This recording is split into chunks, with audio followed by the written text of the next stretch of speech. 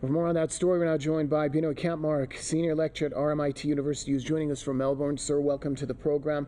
Give us your perspective on this recent step by the Australian Parliament, which has moved in the direction of holding a referendum on recognizing Indigenous people in the Australian Constitution.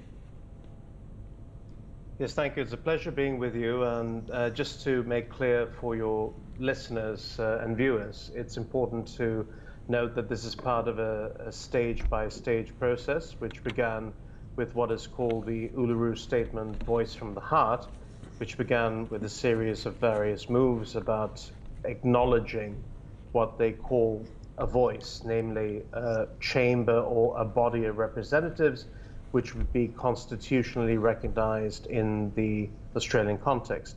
Now, the Australian Constitution is a bit problematic because it does have a racial dimension in terms of making laws with respect to Aboriginal peoples. It's a very clearly articulated thing there. But what is important to acknowledge here is the context of taking this to a vote, which is what the current government, the Albanese government, did in terms of its legislation today. So it needs to be understood in that particular context. However, there will probably be opposition to this on the way, as we're already seeing. Mr. Kampmark, I believe one question would be why now? Why is it taking so long to want to recognize the Aboriginals and make them more involved in policymaking in the government?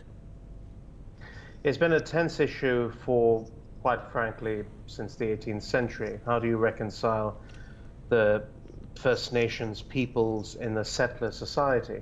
The deep problem in Australia, as with other settler societies, is where do you reconcile individuals in the context of legal recognition? In the late 1960s, there was a vote that went to referendum that counted Aboriginals in the population. Prior to that, they had not been.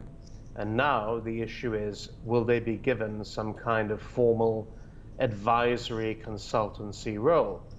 But even that is going to face opposition, because we can already see that in the context of the opposition leader, Peter Dutton, and his clear stance that this is, in his curious words, re-racializing politics in Australia, which is an odd thing to say, given the fact that politics has been quite racially governed historically when it comes to First Nations people.